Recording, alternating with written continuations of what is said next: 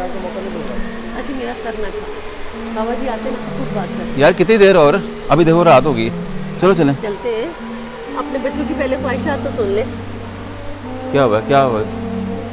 कहता आगे पढ़ने के लिए मुझे यूरोप जाना है।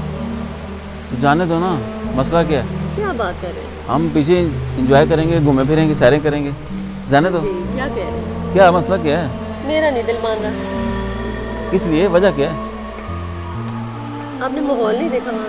किसका, यूरोप का? हाँ जी। यार क्या वो खा जाते हैं लोगों को? माहौल कुछ नहीं होता, खुद इंसान होता है। आप क्या दुबई में रहती हो क्या? इधर माहौल नहीं है? सब कुछ है। जिसने जो करना है उसने जहाँ पे रह रहा है वहाँ पे भी कर लेना है, वो पर्दों में भी कर लेना है। ऐसी बात नहीं है, वो इतने बुरे लोग भी नहीं है।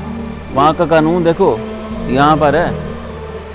बात ठीक है, तो कुछ नहीं चीज़ें हर जगह की कुछ अच्छी होती है कुछ बुरी होती हैं। बस इनको ये समझाओ कि बेटा जहाँ पे भी जाओगे अच्छा करोगे तो आपका नाम होगा, आपको इज्जत मिलेगी।